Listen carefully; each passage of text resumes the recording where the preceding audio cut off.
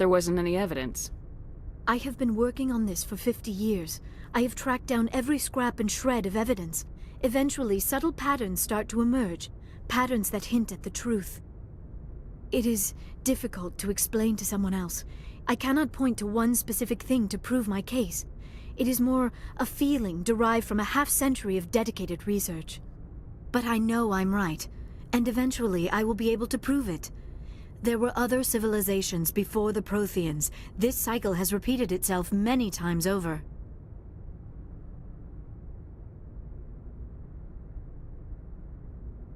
What cycle? What are you talking about? The galaxy is built on a cycle of extinction.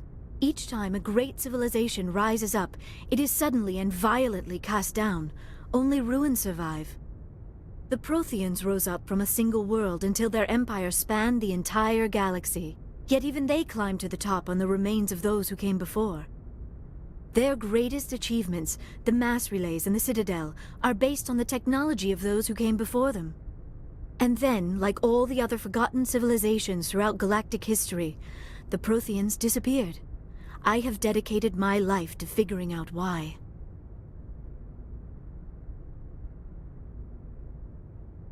They were wiped out by a race of sentient machines, the Reapers. The Reapers? But I have never heard of. How do you know this? What evidence do you have? There was a damaged Prothean beacon on Eden Prime. It burned a vision into my brain. I'm still trying to sort out what it all means. Visions? Yes, that makes sense. The beacons were designed to transmit information directly into the mind of the user. Finding one that still works is extremely rare. No wonder the Geth attacked Eden Prime. The chance to acquire a working beacon, even a badly damaged one, is worth almost any risk. But the beacons were only programmed to interact with Prothean physiology. Whatever information you received would have been confused, unclear. I am amazed you were able to make sense of it at all. A lesser mind would have been utterly destroyed by the process. You must be remarkably strong-willed, Commander. This isn't helping us find Saren, or the conduit. Of course, you're right. I am sorry, my scientific curiosity got the better of me. Unfortunately, I do not have any information that could help you find the conduit, or Saren. I don't know why Saren wanted you out of the picture, but I think we'll be a lot better off if we bring you along. Thank you, Commander. Saren might come after me again. I cannot think of anywhere safer than here on your ship. And my knowledge of the Protheans might be useful later on. And her biotics will come in handy when the fighting starts. Good to have you on the team, Liara. Thank you, Commander. I am very grateful. Oh, I am afraid I am feeling a bit lightheaded. When was the last time you ate, or slept? Dr. Chakwa should take a look at you. It is probably just mental exhaustion, coupled with the shock of discovering the Protheans' true fate. I need some time to process all this. Still, it could not hurt to be examined by a medical professional. It will give me the chance to think things over. Are we finished here, Commander? We can talk again after you've seen the doctor. The rest of you, dismissed. Mission reports are filed, Commander. You want me to patch you through to the Council?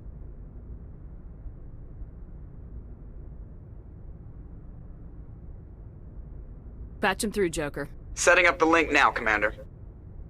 We've received your report, Commander. I understand Dr. Tassoni is on the Normandy. I assume you're taking the necessary security precautions. Liara's on our side. The Geth were trying to kill her. Benezia would never allow Saren to kill her daughter. Maybe she doesn't know. Or maybe we don't know her. We never expected she could become a traitor. At least the mission was a success. Apart from the utter destruction of a major Prothean ruin. Was that really necessary, Shepard? The Geth were crawling all over those ruins. We were lucky to make it out alive. Of course, Commander. The mission must always take priority. Good luck, Commander. Remember, we are all counting on you.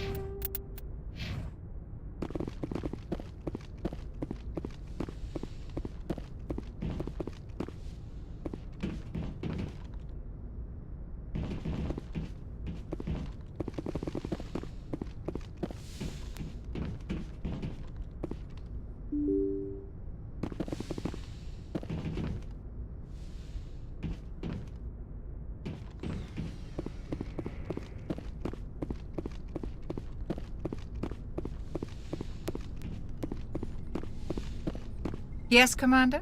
Is there something you need? I should go. Goodbye, Commander.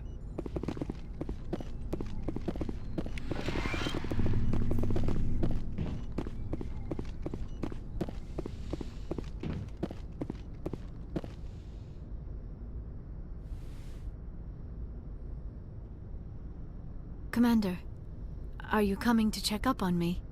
You look much better. How are you feeling? Dr. Chakwas assures me I am going to be fine. I was impressed with her knowledge of Asari physiology.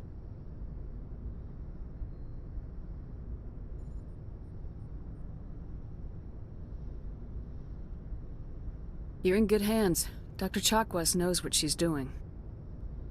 I never properly thanked you for saving me from the Geth, Commander. If you hadn't shown up,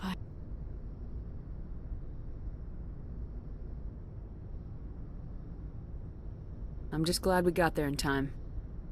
So am I. I know you took a chance bringing me aboard this ship. I have seen the way your crew looks at me. They do not trust me. But I am not like Benezia. I will do whatever I can to help you stop Saren. I promise. Don't worry, Liara. I trust you. I know you won't let me down. It means a lot to hear you say that, Commander. Thank you. Tell me about yourself, Liara. Me? I am afraid I am not very interesting, Commander. I spend most of my time on remote digs, unearthing mundane items buried in long-forgotten Prothean ruins. Sounds dangerous. And lonely. Sometimes I would run afoul of indigenous life forms or stumble across a small band of mercenaries or privateers, but I was always careful. Until the Geth followed me to Artemis Tau, I never found myself in any situation my biotics could not handle. As for the solitude, well, that is one aspect that most appealed to me. Sometimes I just need to get away from other people. You don't like other people? I suppose it comes from being a matriarch's daughter. People expected me to follow in Benezia's footsteps. They wanted me to become a leader of our people. Matriarchs guide their followers into the future. They seek the truth of what is yet to come. Maybe that's why I became so interested in the secrets of the past. It sounds so foolish when I say it out loud. It sounds like I became an archaeologist simply to spite Benezia. All children rebel against their parents. It's a natural part of growing up. Aha, you share the wisdom of the matriarch, Shepard. That is exactly what Benezia said when I told her of my decision. But there was more to it than that. I felt drawn to the past. The Protheans were these wondrous, mysterious figures. I wanted to know everything about them. That is why I find you so fascinating. You were marked by the beacon on Eden Prime. You were touched by working Prothean technology. Sounds like you want to dissect me in a lab somewhere. What? No! I did not mean to insinuate. I never meant to offend you, Shepard. I only meant that you would be an interesting specimen for an in-depth study. No, that's even worse. Calm down, Liara. I was only joking. Joking? Oh, by the goddess, how could I be so dense? You must think I am a complete and utter fool. Now you know why I prefer to spend my time in the field with data disks and computers. I always seem to say something embarrassing around other people. Please, just pretend this conversation never happened.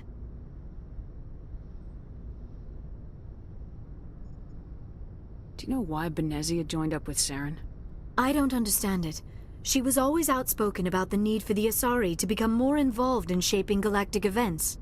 Maybe she thought allying herself with Saren would somehow be for the greater good in the long run. At least I hope so. This hurts you, doesn't it? None of this makes any sense to me. I have not spoken to Benezia in many years, but I know her, and this was not like her. Something changed. I'd like to know more about the Asari. We were the first species to discover the Citadel. We were instrumental in forming the Council, and we always strive to be the voice of peaceful cooperation in galactic disputes. My people believe we are all part of a single galactic community. Each species contributes something to the greater whole. Although we seek to understand other species, it seems few of them seek to understand us. The galaxy is filled with rumors and misinformation about my people. Like what? Most of the inaccuracies are centered around our mating rituals. My species is monogendered. Male and female have no real meaning for us. We still require a partner to reproduce. This second parent, however, may be of any species and any gender.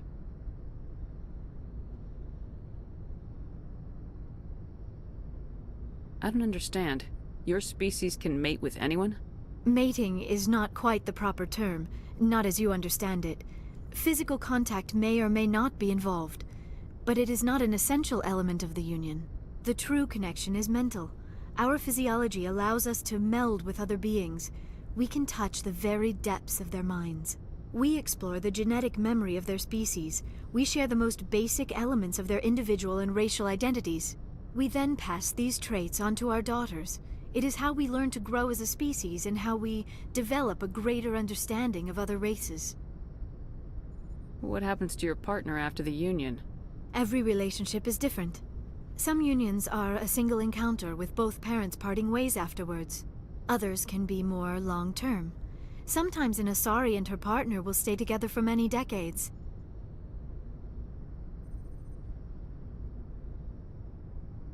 Do you know who Matriarch Benezia chose as her partner? She rarely spoke of her partner. Though I know my father, if you want to use that term, was another Asari. I thought you always needed another species to serve as one of the parents. Think about it, Shepard. If we were not able to mate with our own species, we would have died out long before we ever mastered spaceflight and left our homeworld. Union with our own kind is no longer common, not for the purposes of reproduction. Most Asari believe it weakens our species. Asari daughters inherit racial traits from the father species.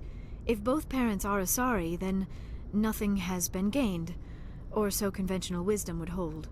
I am what is sometimes called a pureblood, though no Asari would ever be cruel enough to say the word to my face. It is a great insult among my people. It is possible Benezia's partner was embarrassed by their union. She may have been too ashamed to publicly acknowledge me as her offspring. Maybe she wanted to meet you but couldn't. Something could have happened to her. Maybe she passed away. You might be right. I hope you are. But I have no way to know for sure. Benezia never spoke of her partner. Whatever happened, it caused her too much pain to dwell on it. She raised me by herself, though that is not uncommon. Many Asari raise their children alone, particularly if the father species is short-lived. Often the partner will pass on long before the child reaches maturity.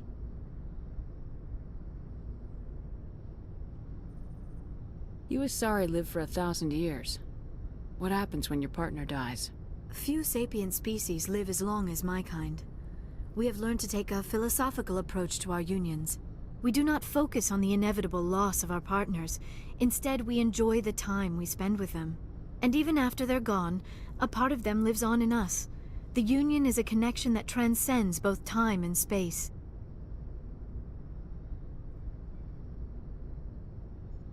Do you know who Matriarch Benezia chose as her partner? She rarely spoke of her partner. Though I know my father, if you want to use that term. I thought you always needed another species. Think of you. It is possible Benezia's partner was embarrassed by their union. Many Asari raise their children alone, particularly if the... Goodbye, Shepard.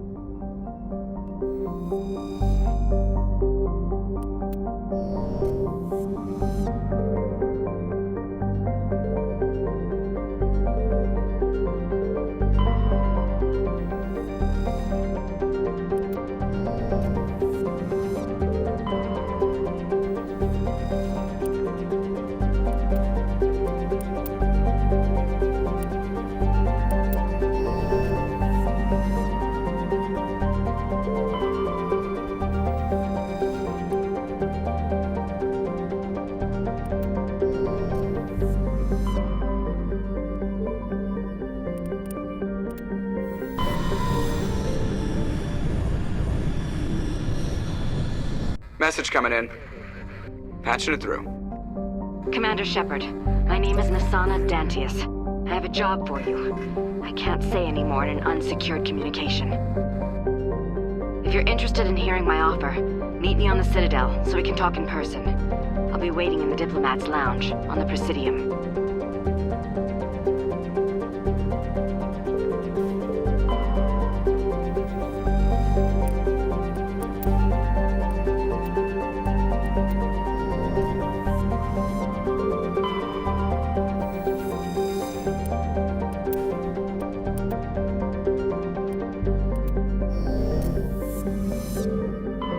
Commander, I'm picking up a signal from the planet's surface. It looks like an automated distress beacon.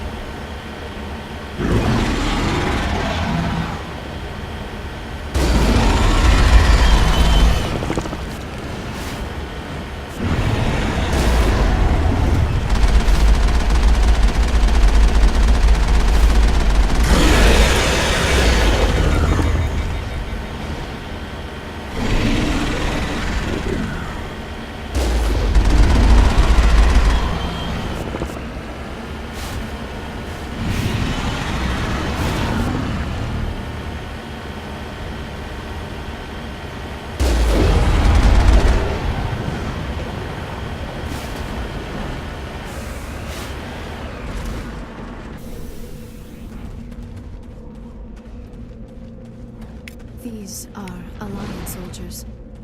It appears they were lured here by the distress beacon. Looks like these men were under Admiral Kahoku's command. He'd want to know what happened here.